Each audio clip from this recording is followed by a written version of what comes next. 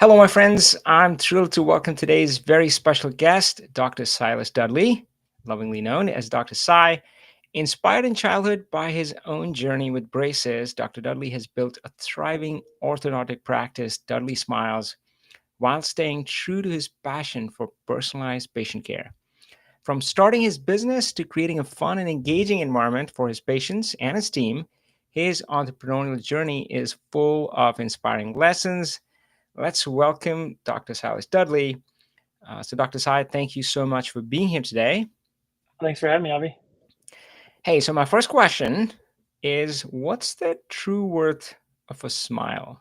Now, I work in data and I build pretty charts for organizations, but I try not to lose sight that it's not about the charts, it's about what it enables that organization to do: Sure. grow their business, keep their customers, reduce costs, or something else. Now, of course, a smile, you're not just helping people with beautiful aesthetic smile. It's not just about that. It's about what that enables them to do or makes possible for them for the rest of the life. So yeah, I'm Sure. curious to hear how you see it. That's a great question. And I'd say, honestly, it gives people confidence, and I'd say that's first and foremost is what it really gives them. I mean, I'm a walking example of a patient that didn't have confidence. When I was a almost teenager and embarrassed to smile, didn't introverted, didn't want to make my personality known, if you will, Hmm. and my orthodontist changed my life and gave me a smile that I'm happy about, and I think if I can give somebody a smile that they're confident about, I think that's the first and foremost, the most important aspect of what a smile can give somebody. And I think it also shows that it it lets people know kind of what's going on the inside. And if you have a smile that that lights up a room or something like that, it really can go a long way to making other people feel confident in in that person as well. So Yeah, yeah, of course. And yeah, of course, I'm seeing my daughter kind of go through that transformation, and sure. yes, it's so much more than that. But let's go back to that. You did mention you had your own experience of going through braces and how what that did for you. Hmm. But I was thinking about it, and a lot of kids have these dreams of, oh, I'm going to do this when I grow up, but most of the times it doesn't pan out. Yep. So, what do you feel is special about you or your story that you basically turned your childhood dream into a reality? It really comes down to, I'd say, determination. And I've always been one of those goal-oriented people, and Mhm. when I was 11, 12 years old, I said I wanted to be an orthodontist. This is what I want to do, and it was kind of one of those. All right, let's figure out what's the path, and it's just kind of step by step. I've been going, check that box, and then what's my next step? What's my next step? And it's it was a lot of sweat and tears and some hard times, but it was also I knew what the end goal was, and so it was just one of those. I'm No one's going to tell me no, and I'm going to get there one way or another, and it did work out, luckily. That's great. That's great. Yeah. And of course, you have a thriving practice helping so many people. But tell me about the start of the business. You talked about some of the challenges because I do feel that that is sometimes the hardest part. And sometimes I say half jokingly that two biggest reasons of failures are people never get started or they give Yep. up too soon. Sure. And I know I came close to that in my entrepreneurial journey. But tell me about the beginning, the challenges you faced, and how you overcame them. um so I'd say my first, basically right when I graduated from my residency, I came out and bought a very small practice. It was in Kent, Washington, so a little bit south of where I currently am. And I, when we're in school, we get maybe 10 hours of business classes. And so I was fortunate enough to buy the practice. And the seller, chose me to sell his practice to, which again, I'm very fortunate about. But then once I bought the practice, it's trial by fire. It's learning on the job. But luckily it was someone that was willing to be a mentor for me. And Mhm. so I mean, there was times I was calling him or his wife that helped, run the practice, multiple times a week saying, how do I do this? How do I file this tax? How do I, you Yeah. know, monitor this metric, or, where do I even order things from? I don't even know where to get things from. So a lot of it was leaning on him and his mentorship, which helped a huge ton. And then it came down to, I also do most of the time enjoy, running a business. So I did a lot of kind of self-teaching, listening to the podcasts, entrepreneurial podcasts, business podcasts, and just kind of learning on my own. And it's a gradual thing where I still feel like I'm getting better at it, but Mhm. I'm still not there. But it's something I enjoy doing, is the business part of it as well. That's great, and of course, I'm trying to see. I can't help but see parallels with my own story and with the other freedompreneurs, as we call ourselves. Yeah, Yeah, often I'm in the community where we start off focused more on tech, Power BI, but then once you set up your independent business, well, you are running a business, and with it comes all sorts of stuff. But right. as you talked about, I think you can start to love that and kind of appreciate and enjoy that part too. So Yeah, that's great. But now, of course, sometimes we start out and the only thing we focused on is that success in quotes. And yeah, we sure. want the clients, we want the money coming in, and then it happens, but then we get caught in that chasing that next thing. Yes.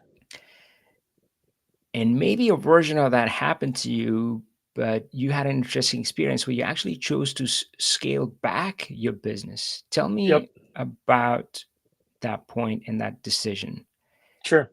Um, so I have a lot to kind of respond to there, but I'd say, you know, I've gone through these evolutionary changes of just life stages in of itself. And, when I did first buy my first practice, I was married, but no kids. So basically had very little obligations outside of work. So it was one of those, I can put in as many hours in a week or a day as I need. And, you know, I can, I can put all the time that I want into this, practice. Mhm. And I did. So, I mean, there was times where I'd stay at the office till 7 or 8 and get home and come back to the office again at 6:30 the next morning. And that's okay to do. But um, now, fast forward, here I am 12 years later, out of from buying that first practice, and I've got three little girls running around, and it's not fair to them that if I wasn't there, and also I want to be there. And so I did get to the point, that where I had two full practices. So aside from the one that I bought from the previous orthodontist, is that I then started my own here in Issaquah, which is my where I'm currently sitting right now. Um, and I did built that up from scratch, from nothing. And so it got to the point where I have essentially two full-time practices. There's one of me, and I eventually got to the point where I hired an associate. So I had another orthodontist working for me full time. I had a staff of 14, 15. I'm not exactly sure exactly the total numbers, on that.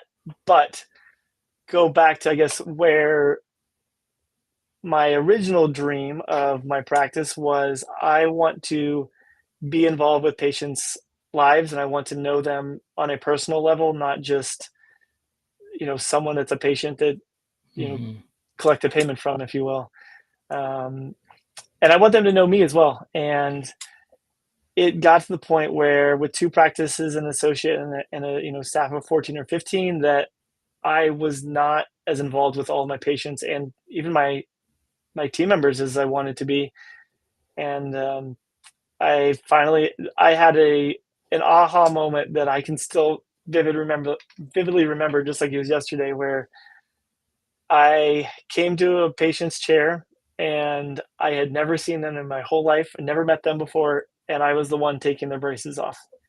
And it Mhm. was a moment where I said, this is gotten to the point where the business has been great, but it's not the business model that I want, and it's gotten too big to where I don't have that personal touch that I want. And that was the moment where I said, I need to go from trying to grow as quickly and as Mm. bigly, that's not a word, but quickly and big as possible, um, to where I need to consciously make a decision. I need to go the opposite way, and as I need to make a change and actually downsize. Man, So that's beautiful. Uh, we sometimes are going so fast that we miss moments like those, and it's quite incredible that you use that moment to pause and reflect and make this pretty significant change. yeah, So tell me about your life right now. What does a week look like? What do the work days look like? And what is the uh, time yeah, when you're good not question. working? So um, right now, patient wise, I see patients 3 days per week, which when I say that out loud, I still feel like, pinch myself. I'm pretty spoiled to be able to do that. So Tuesdays, Wednesdays, and Fridays, I'm seeing patients full time. I'll get to the office at 7, and I'll leave by 5:30. So that leaves Mondays and Thursdays. I still am doing work on the business most of those days, Mm. especially Thursdays. But I'm luckily able to wake up those days and make breakfast for my kids and take them to school, and then I can still do a little bit of work. And actually Mondays I do date days with my wife, so where we get the kids ready, we'll work out, go to the gym afterwards, and we'll do a lunch date. So that was today's Tuesday, so I actually had a date with my wife yesterday, which was great. So that's kind of the nuts and bolts of my schedule. So it's I've definitely scaled back quite a bit from where I was. That's great. This is the good stuff, right? It is. It is. Yeah. So, often we are focused on taking care of others. I remember my days in my corporate job, and of course, job was a big part of it. That sucked Hmm. a big chunk of my life. And then the rest was, focusing on kids, family, other stuff. And self care in that takes a backseat. And I can only imagine with you being a doctor, I mean, that's probably even more amplified with your focus on patient care and so forth. But what has your journey been with self-care, and where do you feel you are right now with taking care of your own health, your mental health, physical health? Sure. I will say, no matter what, I feel like the answer is I'm gonna still be a work in progress. I don't think there's ever a destination for health, if you will, in any regard, mental health, physical health, emotional health. But I feel like I'm in a really good spot right now. To be honest, I'm really happy. I feel like scaling back from work has definitely helped with that. I've always been into athletics and sports and activity. But for a while, it definitely took a backseat, Mm, especially pre-kids. Is I was not eating right. I was not exercising. I wasn't, taking care of myself. And I feel like actually, as odd as it sounds, is having kids actually, I sparked that I need to take care of myself. And so I actually wow. started working out again. Once we started having kids, because I wanted them to see, what I wanted to model it. And, if you've ever heard things are caught, not taught, I'm a big believer in that. Love So I that. wanted my kids to see that, and so it really started with exercise for me. And so now I'm a religious exerciser. I mean, I work out patient days. I go to the gym right when it opens at 5 a.m. and I'm working out. And the other days, I have a little bit more flexibility, so I can work out kind of in the middle of the day. But I try to, get a sweat on every day. Nice. I'm eating because of that. I'm also eating healthier because I don't want to, ruin all the exercise I've been doing. So definitely eat healthier. And then I'd say my most recent is spiritually, emotionally, whatever you like to label that. Is I am a big believer in reflection, and I do enjoy a good meditation, Hmm. especially during lunchtime on my work days. It's kind of my reflect on the Yeah. morning, reset for the afternoon. It's not long, it's 10-15 minutes, but it definitely helps my mindset and has decreased my overall stress in that regard. So to answer your question, I'd say I'm still working on it, but I feel like I'm in a good place right now as far as my overall health. That's great, awesome, and I definitely hear that about the kids. It's better, it's easier to caught than taught. Yeah. Um, yeah, I don't know how. I think your kids are younger, but of course my kids are a bit older, and one of the best parts of my life is having them as my gym partner. Yep. I really love that. Yeah, they're still not working out with me yet, but maybe sometime. Yeah, yeah, yeah. All right, that's great. That's great. So let's go back to kind of the business side of things. Now you have a thriving, successful practice now, an independent practice, great work-life balance, but there is a path that is available to you, which you have chosen not to take, and that is selling your practice to private equity firms. These are the OSOs, DSOs in your industry, and financially that may be more lucrative, but Sure. you have chosen to stay independent. Tell me about that decision. Um, it's definitely a conscious decision. I mean, it may be me being over, what's the right word, maybe virtuous or something like that, but I do believe that going back to my original reason why I really wanted to have my own office is to get those patient relationships and um, you know people on an individual level. And I worry that if I went kind of towards the the corporate side of things and sell an office or have them help take over private equity, that it becomes much more of a numbers game. And okay, we need to be growing however much percent per Mhm. year, and we need to close on this many new patients per month, and that sort of thing. And so it allows me at least to know in good conscience that I'm doing what is in my heart.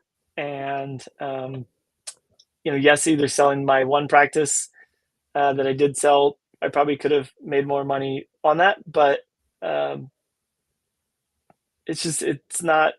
I can't Mhm. sleep at night knowing that I've never been motivated necessarily by um, financial success. I mean, I feel very fortunate that financially I've been able to take care of my family, which I do think is very very important. But at the end of the day, there's a lot more to life than just that. As cliche as that sounds.